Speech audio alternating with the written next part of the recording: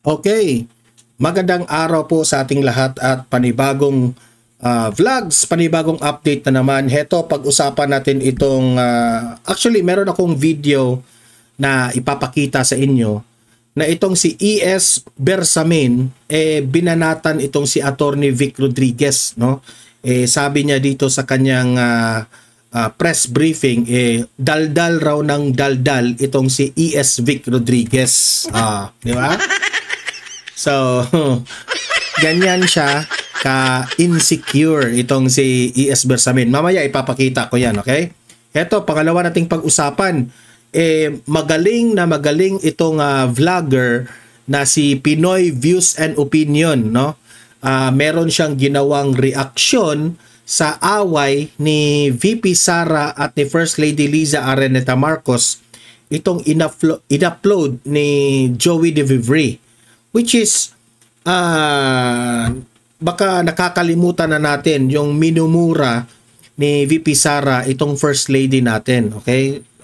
Natatandaan ko lahat yung mga sinabi ni VP Sara na kaya pala itong si VP Sara ay hindi takot na tawag doon, bloodbath sa incoming na magiging impeachment trial. Kasi po may hawak raw ebidensya si VP Sara patungkol dito kay First Lady Liza Araneta Marcos. Okay? Malalaman yan kasi papapatunayan yan sa reaction ni Pinoy Views and Opinions. Ipapakita ko yan sa inyo dito. Makikinig tayo at magre-react tayo dyan. Okay? So si VP Sara may ebidensya patungkol kay First Lady Liza Araneta Marcos. Mamaya i-play natin yan. Okay? Heto, ang isang former Director General na ang National Intelligence Coordinating Agency na si Alex Paul Monteagudo ay nagkomentaryo na po sa ginawa ni Bongbong Marcos na itong pagsusumite ng courtesy resignation, na mali po ang solusyon ni Presidente Bongbong Marcos sa pagtugon ng mga problema ng Pilipinas. Ayan ha, ipapakita ko yan at tumpak na tumpak at tama itong analysis ni Alex Paul Monteagudo. Okay? So yun po ang mga pag-uusapan natin. Pero bago ang lahat ha, help me po muna na i-like at saka i-share itong video na ito para guys kakalat ito sa taong bayan. Okay? Sabay-sabay muna tayong mag-like and share sa Donmar TV. Itong video na ito, like and share. 1, 2, 3, go! Okay, naka-like and share na ba lahat? And also guys, sa mga bago pa lang dito sa aking channel, mag-subscribe na po kayo para lagi kayong updated sa ating mga balita. And at the same time, yung mga cellphone ninyo, ma-notify yan kung meron tayong breaking news, bagong uploads, o kung nagla-live ang ating channel. Ma-notify kayo lahat dyan. Kaya mahalaga po na mag-subscribe tayo sa Donmar TV. 1, 2, 3, go! Ayan, nakasubscribe na ba lahat?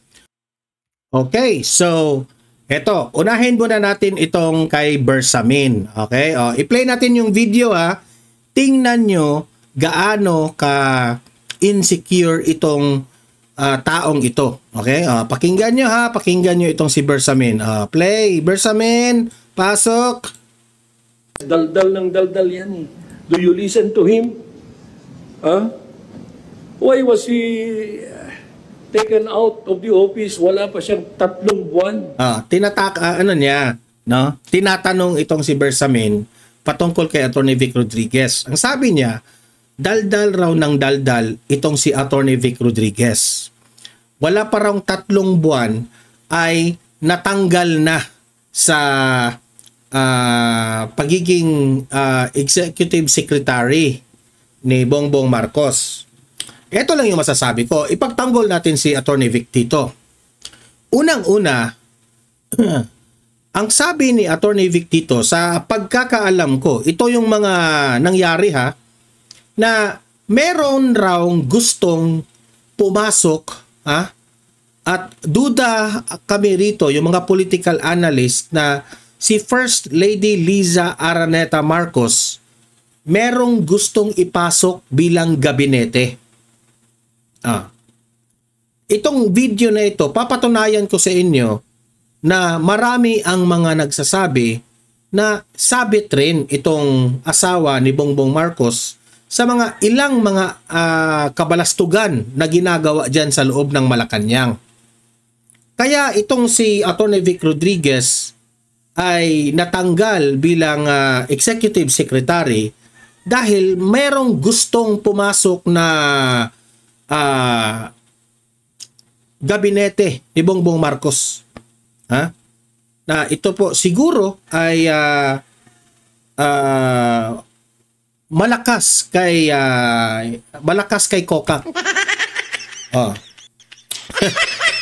Siguro malakas ito kay Kokak, no? O dinaan ito ni Kokak na ipasok mo itong taong ito, Atty. Vic Rodriguez. Nagalit kasi hindi pinayagan ni Atty. Vic Rodriguez.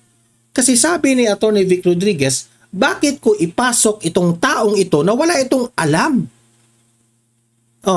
Itong hindi ko lang babanggitin anong ahensya ng gobyerno, ha? Itong ahensya ng gobyerno, meron silang ipinapasok na gabinete. Which is, inanalyze, binackground check ni Atty. Vic Rodriguez, sabi, wala itong alam, bakit ko ipasok ito? Itong si Atty. Vic Rodriguez, matino lang namang nagtatrabaho bilang ES. Kaya, siguro, sa utos ni Kokak dyan, sa loob ng Malacanang, siyempre, asawa siya ng presidente, tinanggal nila si Atty. Vic Rodriguez. Tinanggal nila. Kaya, Bersamin, sablay yung sinasabi mo na si Atty. Vic Rodriguez, daldal lang ng daldal sa Malacanang. Ikaw yung madaldal. Ikaw yung balimbing. Dati kang gabinete ni Duterte. Ngayon, nandyan ka kay Bongbong Marcos. Ikaw yung madaldal. Hindi si ES Vic Rodriguez. Kasi itong si Atty. Vic Rodriguez, sa pagkakaalam ko, siya po ay tunay na magserbisyo ng taong bayan. Bakit niya ipapasok ang isang gabinete na walang alam dito sa isang ahensya ng gobyerno? Tapos magagalit sila? Sino ba yung Kokak na yan? Let us say you're the first lady. Ang tanong, binoto ka ba ng taong bayan? Ang husband mo, yung binoto ng taong bayan, pero ikaw, wala ka. Wala kang number. Zero ka. Asawa ka lang ng presidente. Bakit ka nagmamagaling sa loob ng Malacanang? Di ba? So, nagalit. So, anong tawag mo doon? Weak leader talaga itong si Bongbong. Kasi, kinontrol siya ng kanyang asawa. Di umano.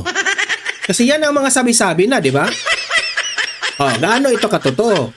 So, kung sasabihin ni Bersamin na daldal lang ng daldal itong si Atty. Vic Rodriguez, sasagutin natin yan. Kasi merong dahilan bakit dumaldal. Bakit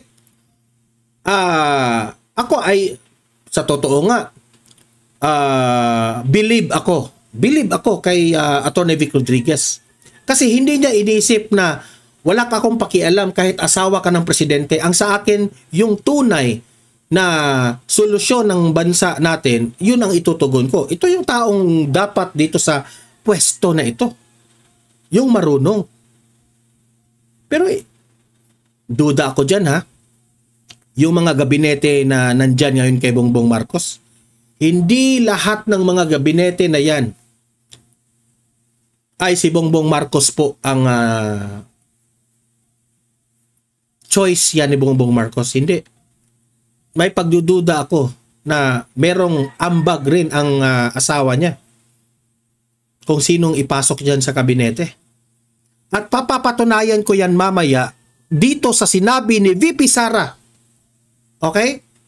Na sabi ni VP Sara, napatunayan po ni VP Sara na pera-pera lang talaga. Pera-pera lang talaga. Okay? So, Bersamin, sablay ka. sa sinabi mong madaldal si Atty. Vic Rodriguez? Daldal ng daldal yan eh. Do you listen to him? Why was he taken out of the office? Wala pa siyang 3 buwan. Gusto niya makipag-away, wag na. Kaya kantsaw lang siya eh. Kantsaw ng kantsaw. That's when you see. Kantsaw lang ng kantsaw daw si Atty. Vic. Di syempre, si Atty. Vic, mangangantsaw talaga yan kapag ikaw ay isa ring sablay at pasaway. Nagagalit ka eh. Ganyan kasi yan ha. Kapag mariril talk ka ni Atty. Vic Rodriguez, magagalit. In the middle of night, dogs. Alam nyo, one time, recently lang, sinabi niya na we seem not to be delivering to the common tao because they are the greater number of our people. So, what must we do? We must have action men.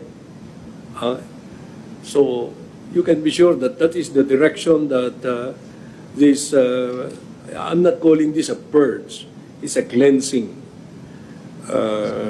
Dahil gusto ni Presidente talaga, mahal niya ang taong bayan eh.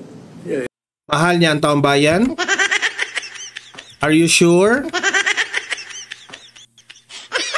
Kung mahal niya ang taong bayan, kung mahal niya ang taong bayan, bakit hanggang ngayon, ang dami pa rin problema ng Pilipinas? Ang tunay na magmahal ng taong bayan ay yung mga natutugunan yung problema. Especially the basic na mga problema ng yung mamahaling mga bilihin. Bakit mahal pa rin? Wala siyang pakialam sa amin. Yun ang totoo. Every time na sasabihin yung mahal ni PBBM ang taong bayan, nangingilabot kami. Sa totoo lang, Bersamin. If you listen to him very carefully, his language were not measured, they were spontaneous. Kaya nga, if you listen to Bongbong Marcos sa kanyang language, sobrang hanga ka, di ba? Hanggang salita lang naman siya eh. Wala naman siyang gawa. Yun ang totoo, Bersamin. Huwag na tayong magbulahan pa dito. Si Vic Rodriguez. So, ngayon, titirahin mo ngayon si Vic Rodriguez. Insecure ka kay Vic Rodriguez. Diba? Heto ngayon. Ito yung paliwanag. Si BP Sara na po ang magpapaliwanag. Bakit yung si FL Liza na yan at itong si Martin Romualdez, sila yung dahilan bakit nag-away-away na itong unit team dati. And at the same time, ang dami pong anomalya na ibinulgar ni BP Sara patungkol dito. Okay? Heto, panoorin natin. Kayo nang humusga. You cannot afford me. I am so New York. Diba? Ay, alisin muna natin ito mga kababayan na. Sige. Bring it on. Ipagpilitan nyo talaga yung impeachment nyo kay VP Sara. Dahil ang sigurado mga kababayan, mapi-first blood si Admiral. Mapa-first blood si Admiral. By the way bago ko to ipatuloy, shout out kay Pinoy Views and Opinion, okay? If hindi man itong video na ito na nireact ni Pinoy Views Opinion, kung hindi man ito aabot sa malawak rin na audience, o kung umabot man, mas share pa rin natin para lalawak pa talaga ito. Ang purpose ko dito, na malaman ng taong bayan ang kabalastugang ginawa nitong si First Lady Liza Araneta Marcos na nire-reveal ni VP Sara. Patuloy. Liza sa bloodbath ni Sara. Baka nakakalimutan nila mga kababayan na maraming alas si VP Inday. At ang lahat ng kanilang itinatapon na puti kay VP Sara ay hindi na po tatalab mga kababayan dahil nagsalita na po ang COA unmodified opinion. Samantala. Nakakalimutan na ba nila na may hawak na alas si VP Inday Sara Duterte na nagdadawit dito kay Admiral Liza mga kababayan sa kanyang kabalastugan. Panoorin nyo po Sinabihan ko na rin talaga sila. Really, I truly want a trial because I want a bloodbath. Eto na. Banshot yun sa akin. Who are you, Admiral? Alam mo ka mga kababayan, no, bad shot yan sa akin. Sino ka ba? Anong mandato mo? Paki namin kung bad shot siya sa'yo. Wala kang posisyon sa gobyerno, Admiral. Unless she says sorry or whatever. No! Bakit siya magsusorry sa'yo? Ayan, oh. Oh, eto na mga nilalang mga kababayan, oh. Ay, Diyos ko. Ang sabi nga ni Baste, mga kababayan, kung gusto nyong makita kung anong mukha ng Pilipinas, tingnan nyo ang mukha ni Lisa. Yan. Nakita ko siya ulit, di ba? Sabi ni Bob, behave. Behave. Sabi ko, wrong person, honey. Oh, yeah. Parang unano mga kababayan, ano? Tingnan nyo, oh. Pero kung makaasta mga kababayan, parang higante. Takot lahat ng kanyang mga gabinete ni BBM mga kababayan. Anong sabi ni ano? Sino nga ba yung vlogger mga kababayan na content? Si Mark. Oh, si Mark. Na bakit daw pinagsisibak ni Madam Lisa ang gabinete ni BBM? Lisa Marcos, naalala mo? Nagpadala ka sa akin ng video mo? Nagpadala ka sa akin ng video? Mayroong resibo si Sara mga kababayan. At apparently, ang nandoon sa video, baka isa doon sa mga tumistigo laban kay Sara Duterte. Ayan mga kababayan, ipapasabog yan ni BP Inday sa kanyang bloodbath. Sinabihan mo ako saan kukunin ang pera. Pinakita mo ang muka ng tao doon sa video message mo. Oh, at malamang sa malamang mga kababayan, ang taong iyon ay siguro sa tingin natin yung nagpakalat ng issue ng sobre-sobre. May ebidensya si Sara. You said lagot ka ngayon. Me written instructions about money, millions a month. Anong wow nakalagay doon sa envelope? DepEd. Oh, Madam Admiral. Anong ginawa ko? Binigay ko sa DepEd. Wala ka kang posisyon sa gobyerno. Namimigay ka ng pera ng gobyerno eh. Oh, eto na mga kababayan. Sige, bloodbath na yan. Unahin ito sa bloodbath mga kababayan. First blood! Sira ito? Yung sasabihin na naman ni Claire Castro, wag naman sanang maging marahas. Mahina ang utak mga kababayan. Akala niya talagang magtatagaan na talaga ng itak. Figure of speech mga animal. Kasama ko sa office of the Vice President. Sasabihin niyo sa mga tao, nakaw yan, confidential funds yan. Niwala nga kayong isang proof na confidential funds yan. Correct! Ang ginagawa nila mga kababayan, fishing expedition. Sino ba mga kababayan in history? Opisyalis ng gobyerno, lahat-lahat ha. Presidente, yung nasa executive mga kababayan, governor, mayors, at iba't iba pang mga tumatanggap ng confidential fund. Sino ba ang isang nag-divulge niyan? Wala. Dahil according sa batas mga kababayan, bawal mong isiwalat sa publiko ang confidential fund. Dahil makakasuhan ka ng graft. Naniwala lang kayo sa isang babae na ang pangalan ay Gloria Mercado na nagsabi confidential funds yan? Malamang yan si Gloria mga kababayan ang nandun sa video ni Admiral Lisa. Na hindi nyo nga nilabas na wala pang confidential funds, meron ng white envelope. Kasi yan. 2022 pa lang, Liza! may utos na ng pera sa DepEd. Tapos kami yung nagsisinungaling. Oh. Nagpipigil ako eh. Kasi gusto ko lang magtrabaho. Gusto ko lang tapusin nyo na yung show ninyo dyan sa House of Representatives para makabalik na kami. Oh. Ginusto nyo yan eh. Ngayon mga kababayan, this is the right venue to answer that allegation. Hindi siya makaka-answer doon sa House of the Representatives mga kababayan eh dahil hindi yung korte. In aid of legislation yan.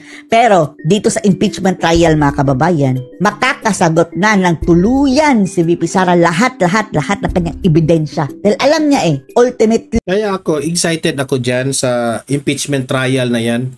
darating din ito sa impeachment. At dito mga kababayan, hindi na siya matotrouble. Dahil korte na yan mga kababayan eh. At aabangan natin kung ano ang role ni Madam Liza Araneta Marcos dito mga kababayan.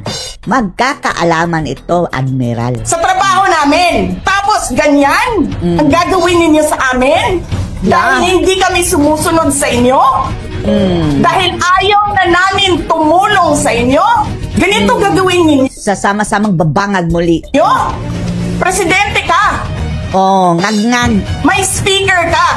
Oh, tambalos-los. involved sa bribery ng Supreme Court justices. Oh, bakit tahimik dyan ang media, mga kababayan? Ni isang media wala pong pumick up dyan, ha?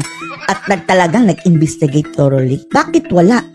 Dyan mo masasabi, mga kababayan, na parang may cordon solitaire itong mga media. Selective journalism. May video, may kaso, may witnesses. Hindi mo tinanggal yung speaker mo. Pinabayaan mo siya abusuhin ang pera ng bayan. Oh. Ngayon, mga kababayan, halos maubos na ang pondo. First quarter pa lang ang nagdaan, ha?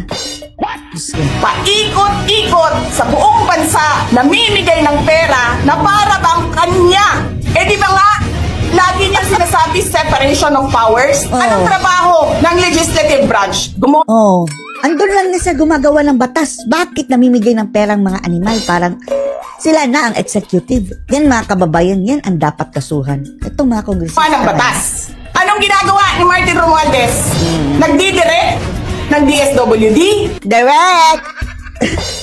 Si Direct Martin. Namimigay ng ayuda, nagsasabi kung anong bibigay, anong ibibigay, anong gagawin, sino ba ang presidente dito? Weak kasi eh. Grabe, makaprangka si VP Sara. Ganyan, mga kababayan, kapag weak ang president, yung kanyang mga ambisyosong mga tauhan, yan ang nagbidabidahan. Alam nyo, alam namin, mali ang ginagawa ninyo. Sinabihan ko lang mga kasama ko sa Office of the Vice President, pasensya na, sumunod na lang tayo para matapos na sila. Nagulat ako kasi merong mga lumapit na miyembro ng House na humihingi. Hinihingi nila yung parte ng 5 billion na budget. Wow! Oh, iyan, mga kababayan, ha? Yan ang binara ni VP Sara nung nasa DepEd pa siya. Bakit gustong kumuha ng parte ang mga animal na tong mga kongresista sa budget ng DepEd? Magkano ba ang amin dyan? Magkano ba ang amin dyan? Grabe. So sinabi ko, humanda kayo kapag magiging presidente ito si Sara. Talagang matatapos yung kalakaran dyan sa Kongreso, mga kababayan. Sala nga kapag uupo na ito si Sara Duterte, dyan magka-charter change. Magiging habang buhay ito si Sara, mga kababayan, na leader natin. Kagaya ng Singapore. Dahil it's a matter of trust, mga kababayan. Ngayon, ayaw natin ng charter change dahil mga bulok, mga reject yung mga namumuno, mga kababayan. Pero kung si Sara na, go. hindi pwede ito. So sinabihan ko yung isang congressman, sabihan ninyo si Martin Romualdez na hindi pwede chap-chapin ang classroom construction na 5 billion. Hindi nga ako pumayag na kunin yung 5 billion, dinagdagan nila ng 10 billion yung classroom construction ng Department of Education. Yung 10 billion na yon hindi kontrolado ng Department of Education. Paano pa naging Department of Education na pondo kung hindi kontrolado ng DepEd? Ang mga buhayang ito, mga kababayan, grabe talagang papalusot. Sila ang gumagawa ng budget. Controlled yon ni Congressman Zaldico at Yung nasibak na. Kasi Zaldico, imbestigahan din yan, ha? Congressman Martin Romualdez. Hindi ko na kailangan ng corroborative witness dito. Dahil makikita niyo yon. Makikita papel. Yun makikita ng taong bayan yon sa papel. Net, 5 billion, lumabas. Mayroong ebidensya, ha, si Sara. Andun, pinirmahan mismo ni BBM. National Expenditure Budget, mga kababayan. JAA. Ang budget approved, 15 billion. I truly want a trial because I want a bloodbath. Talaga. Mr. President, kayo po ba sa... Ay, tunying. Anong ginawa mo kay... Ito si Tunying, mga kababayan. Eto na, ang tagapag-interview ng First Family, mga kababayan. In-interview si Admiral, ngayon si BBM. Kanilang mga propaganda, mga kababayan, pinapadaan kay puso ninyo, gusto niyo bang makipagkasundo pa sa mga Duterte? Oo! Shut up, you liar! Ayoko ng gulo. Ayoko ng gulo. Matapos niyang manggulo, mga kababayan. Ang animal, napakasinungaling. Gusto ko makasundo sa lahat ng tao. Mas maganda, marami na akong kaaway, hindi ko Wala ka ng kaibigan. kailangan ng kaaway, Pero kaaway ka ng lahat. Yung distress rating, mga kababayan, more than 50% ng populasyon ng Pilipinas ayon sa survey. Yan ang kaaway mo lahat, BBM, kalahati ng populasyon. O mas marami pa siguro. Distrust, mga kababayan eh. Majority sa Pilipino, distrust. Walang tiwala kay BBM. Ang kaibigan. Lame duck. Kapag wala nito sa pwesto, mga kababayan, daig pa nitong basura ang treatment sa kanya ng tao. The worst president in the history of the Philippines. Magko-confess ako dito. Nakalaan niyo, mga kababayan, ha? Sa kalagitnaan ng kanyang termino, makalipas ang 3 taon, tsaka pa lang magpapalit ng mga gabinete.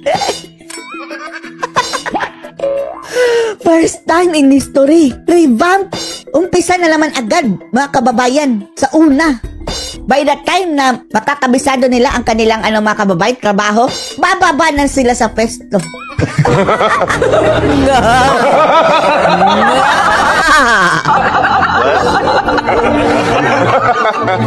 Naging katawa-tawa ito si BBM, mga kababayan, no?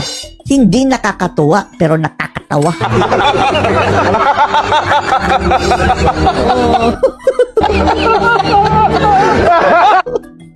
Ay, nako. Hanggang ngayon, OVP pa lang din ng papadrag test. Tapos na nagpa-drug test si Sarah, si Pulong, mga kababayan. Wonder why? Hindi ako tao na nagpapaareglo. Tsaka hindi ako tao na nabibili ng pera. I want a blood bath. At ang magiging first blood niyan, mga kababayan, ay si Admiral Lisa. Anong masasabi niya dito? Post. Yan ha. So, grabe po. Dito mo talaga mapapatunayan, no? Ang daming mga ginagawa nila na kabalastugan. Na ako, I'm very excited talaga na matuloy na yung impeachment. Kasi alam ko maraming bala itong si VP Sara na ibubuking lahat-lahat ng administrasyon kabalastugan. Okay? So, yun po ang ating aabangan. Okay? O heto, panoorin rin natin itong analysis ni Alex Paul Monteagudo sa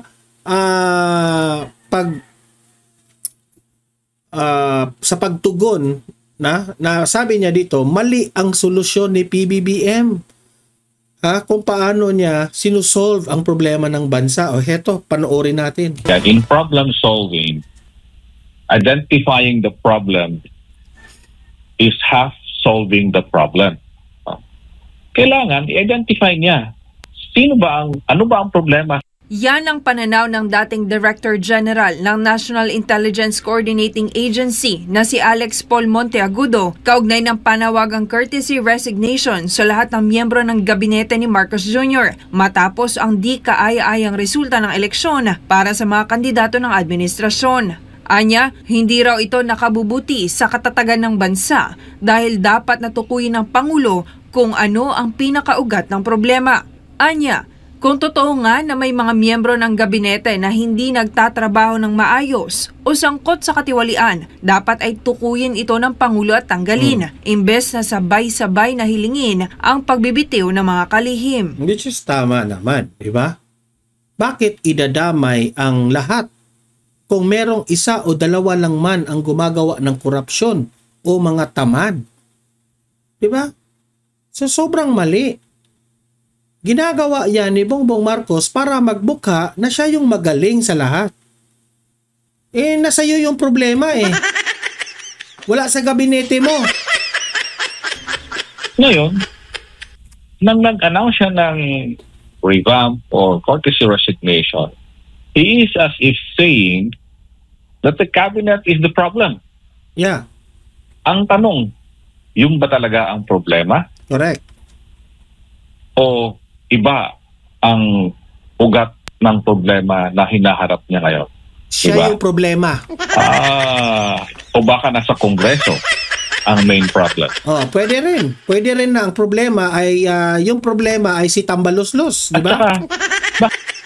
Si Tambaloslos ang problema. bakit mo pag-resignin ng lahat ng, cabinet? Kung identify mo sa kabinete mo kung sino yung tamad at sino yung corrupt. Tama. Yung weak leader Hindi marunong magprangka kasi weak leader nga Takot rin siya. Hindi yun ang tanggalin mo. Giit pa ni Monteagudo, ang pagpapatawag ng mass resignation ay nagpapakita ng kakulangan sa direktang pamumuno ni Marcos Jr. Inihalin tulad din niya ang estilo ng pamumuno ni dating Pangulong Rodrigo Duterte na may agarang desisyon laban sa mga tiwaling opisyal. Kabaligtaran nga niya ito sa gobyernong Marcos Jr. na tila hindi pa rin malinaw kung ang gabinete nga ba talaga ang ugat ng problema. Nahon ni Duterte, hindi, di ba? Yung kanyang SILG noon, magka-problema. Alis ka. Yung isang, secretary o isang agency head, pag alis. So, dahil may mali. Ganon dapat. Dapat prangka lahat. Yung isa, dalawa, hindi mo kailangan pag-resignan ng lahat. Kasi sa totoo lang, sa panahon po ni Tatay Dico, wala na paligoy-ligoy pa. Kung ikaw ay corrupt, tamad ka, alis ka dyan. Huwag ka nang manatili dyan. Wala nang maraming kadramahan na ipa-resign pa lahat bago tingnan nyo nangyari yun. Pambubudol rin hindi na yan uubra, hindi nakakagat ang taong bayan dyan wala lang. Ni reshuffle, retain, yung iba dyan, elevated. Utot mo, Bongbong Marcos. Hindi na kami mauuto dyan. That is leadership.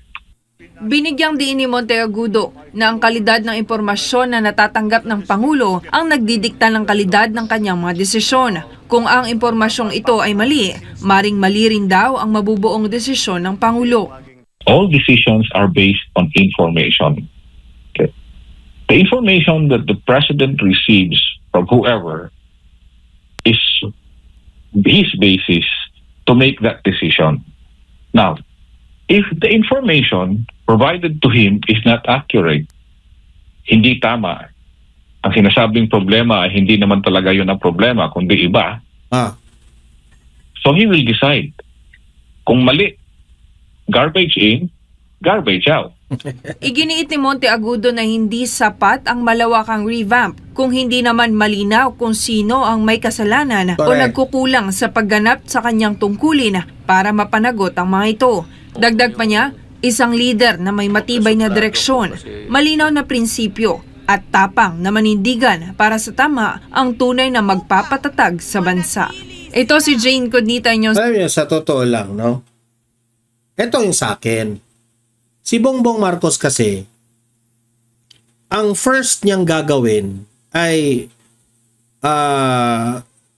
ito yung aking pagkakaintindi bilang kung ikaw ay magiging presidente, syempre kukuha ka ng mga gabinete mo, di ba?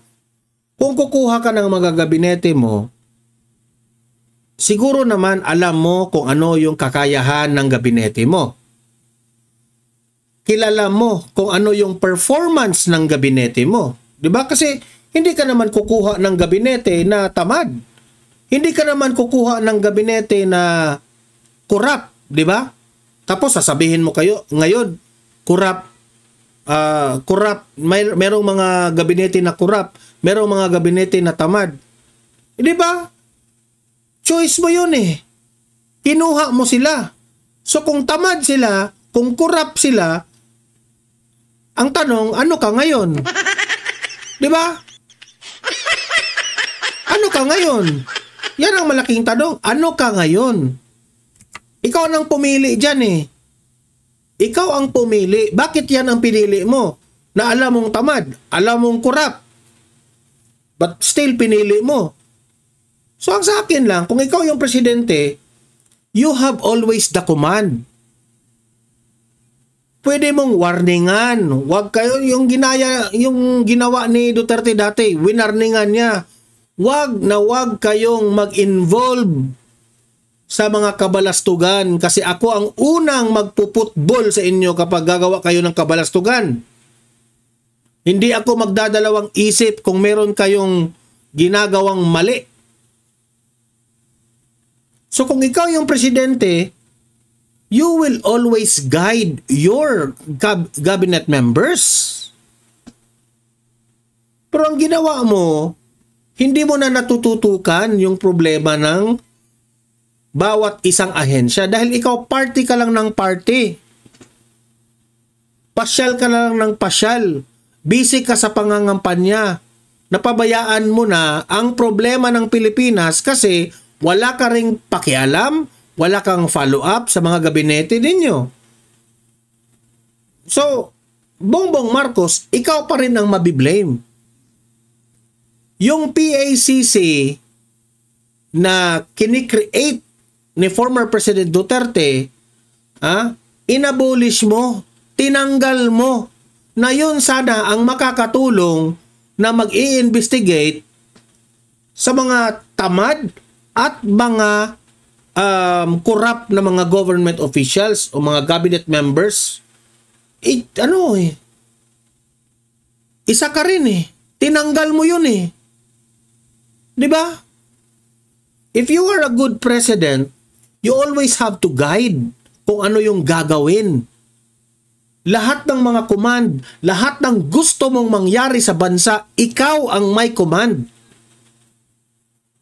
Hindi yan nandyan yung mga gabinete mo para sila yung magbida-bida. Sila yung